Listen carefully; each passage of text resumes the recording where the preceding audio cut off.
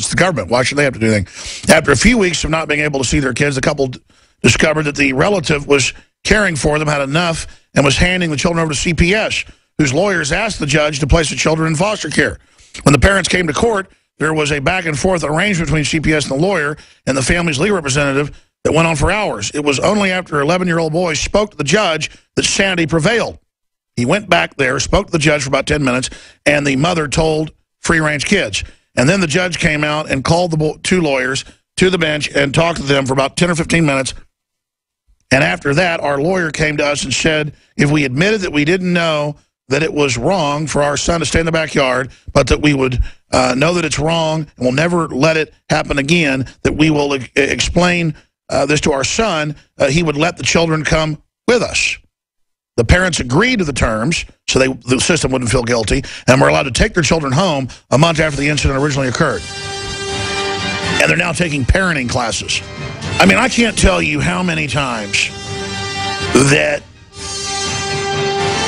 my parents were supposed to pick me up somewhere and got in traffic or had a problem and were 30 minutes, an hour late. I mean, whoop-de-doo.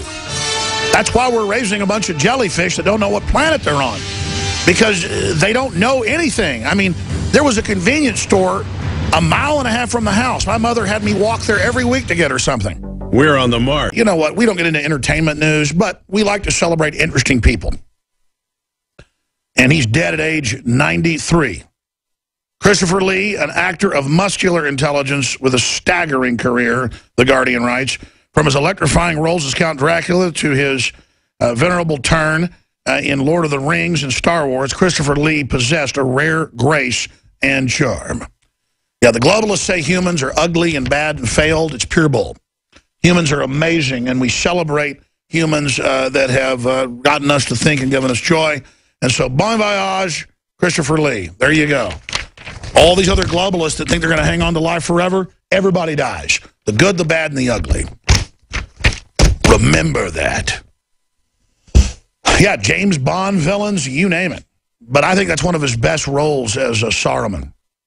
Man, I tell you, that first Lord of the Rings is such an excellent movie cinematically. It's done so well. And the new ones are just video game trash.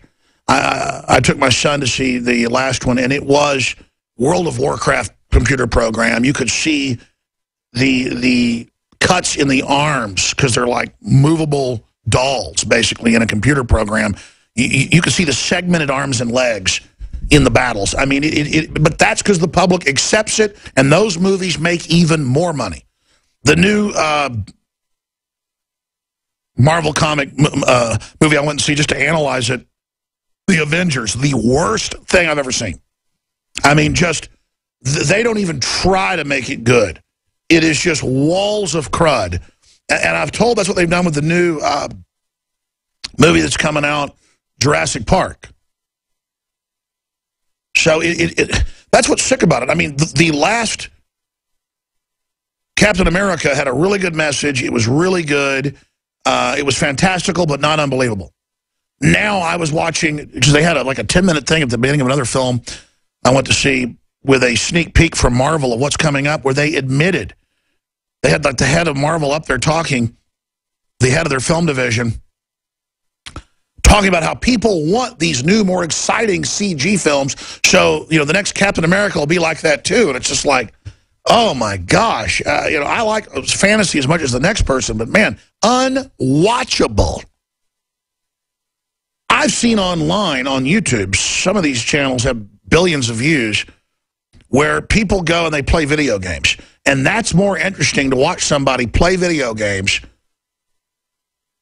I don't really do that, but I've looked at it to understand culture, than the last Lord of the Rings. I mean, I was watching them lazily, basically with a pre-programmed video game, play a video game. I mean, the dragon in The Desolation of Smaug was still pretty good. It was still kind of cartoonish. You know, they just get worse and worse as they go. But by the next one, the dragon looks like a Tinker Toy or something.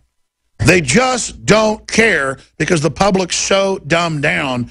It's going to be like television and Idiocracy soon, where your easy chair is a toilet, and you just sit there all day watching someone be kicked in the groin area over and over again. I mean, or people falling and are people getting hurt. I mean, that's all it is just the most mindless trash you could ever see. I mean, you go see a movie like The Godfather, 1 or 2, but especially 1, and it's like you're there in that house. The lighting, the actors, it's so well done. It takes you there. And you've got something the polar opposite of that now is what cinema's become. And it isn't me, some old guy who's 41 who can't handle the new cool stuff. Everyone admits they're dumbing the culture down on purpose.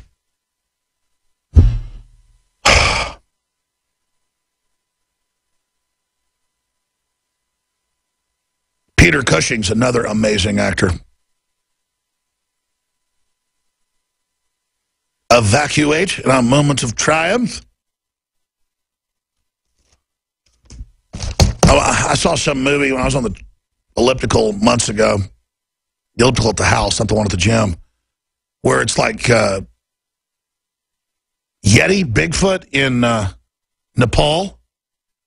And, you know, it's really cheesy B movie. It looks like it's from like 1950. I forget the name of the movie, but just because it had Peter in it, you couldn't stop watching it. He just was such an interesting person. Where are those actors today? I mean, it's embarrassing.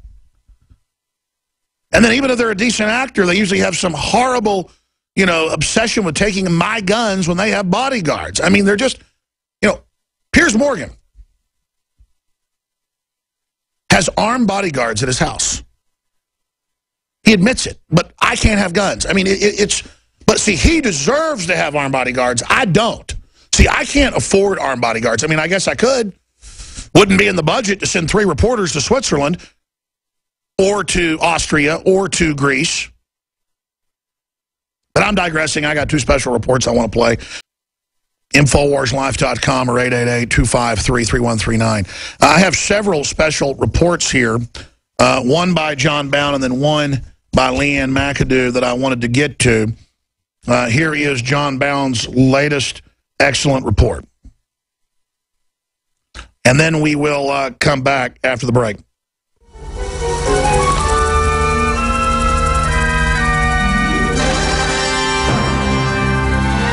Bilderberg, 2015. You will never find a more wretched hive of scum. We must be cautious. You know, people don't remember, when I came into office, the United States, in world opinion, ranked below China and just barely above Russia. And today, once again, the United States is the most respected country on earth. And part of that, I think, is because of the work that we did to re-engage the world and say that we want to work with you as partners with mutual interest and mutual respect. He's just wrong, flat wrong, and delusional, which appears to have become the norm for U.S. presidents since Richard Nixon completely transformed the office into a den of iniquity. If he had seen the poll, his aides must have given it to him upside down. In February of 2014, a Gallup poll revealed that for the first time, the majority of Americans at 53% agreed that President Obama is not respected by other world leaders. Obama's aides probably shredded the 2014 BBC poll showing that the U.S. is 7th in mainly negative ratings under China, Russia, Israel, Pakistan, North Korea, and Iran at number 1. Maybe Obama is confusing corporate leaders with world leaders. He recently made the Brazilian and German leaders furious when it was revealed that they had been personally spied on. I have made it clear to the President of the United States that spying on friends is not acceptable at all. I said that when he was in Berlin in July and also yesterday in a telephone call. It's not just about me, but about every German citizen. Citizens' personal data and information have been indiscriminately targeted and intercepted. Business information, oftentimes of high economic and even strategic value, have been the target of spying activity.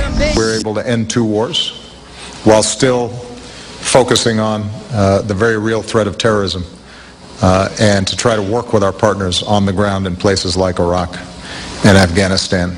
What do you make of even Bloomberg reporting that basically the U.S. is working with al-Qaeda to take over Iraq? I mean, this is insane, and take over areas of Syria.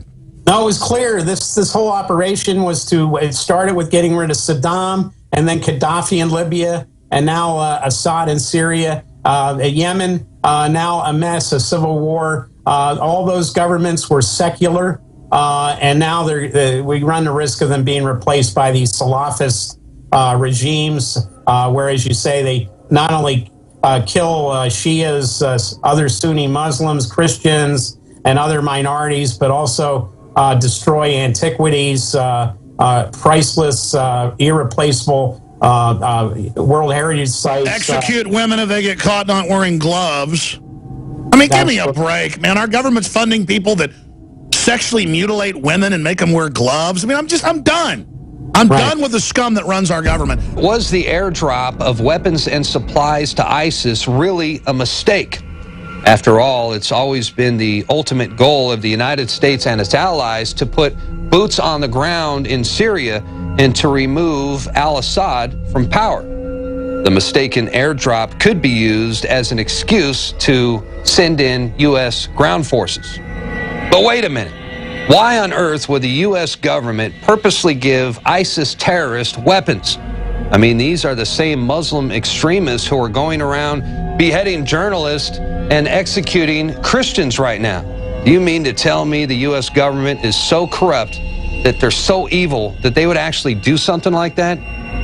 Oh, yes, they would. And the evidence is overwhelming.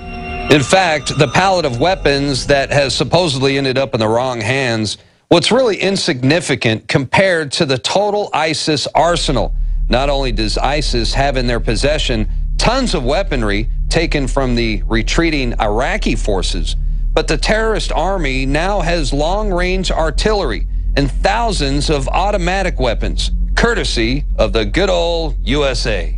Here's John McCain standing next to a known... That's right, standing with the leaders. It's a longer report. There's about 6 minutes left. It's the delusions of King Obama. We're going to repost it to Infowars.com. And we're going to tweet it out at Real Alex Jones if you want to see the full report. And then when we come back, we're going to hit some other top stories I've not gotten to yet. I don't know if we'll have time to do Leanne's report. I wanted to, but it was on the nightly news last night. I'm Alex Jones. Please stay with us. The next segment, but here is Leanne McAdoo's report. Then Homeland Security secretly videotaping citizens to predict pre-crime. Not being satisfied with laser weapons that are both invisible and silent, companies like Boeing have announced that they're going to be taking their laser weapons to the next level. Previously, operators have had to pay close attention to know exactly when they've been firing these silent but deadly weapons. Now their lasers will be equipped with Star Trek and Star Wars sound effects. So next time Boeing's high-energy laser mobile demonstrator shoots down a drone mid-flight, it's going to sound exactly like Han Solo's blaster. But that isn't all that science fiction has influenced. In addition to cell phones and ion propulsion and handheld devices, Star Trek and Star Wars have also influenced futurists like Ray Kurzweil. Kurzweil is once again repeating his prediction that humans will meld with computers in the future. But instead of 2045, Kurzweil is now suggesting cyborgs will be a reality by the 2030s. The director of engineering at Google said that people will soon be able to connect their brains directly to the cloud and augment their existing intelligence with thousands of computers. Thanks to DNA nanobots making the connection, our thinking will become a hybrid of biological and non-biological thinking. Kurzweil adds that by the early 2040s, people will be more like machines than they will be human. And he even suggests that we'll be able to back up our brains like a hard drive. But guess what? Star Trek already conquered this territory in the 90s. I am the Borg. The cyborg represents the dark side of humanity, what happens when technology falls into the wrong hands and is used to dehumanize us. The Star Trek Borgs became one with their technology. It stripped them of their humanity and their individuality. They became like zombies in a metal shell. They were now part of a collective network on a vast computer system controlled telepathically by this mysterious Borg queen. Kind of makes you think there's a possibility something could be telepathically controlling us if we ever were to upload our brains to the cloud, as Kurzweil suggests. Assimilate this. And even though we hear the word singularity by 2045, the fact is Man merging with machine has already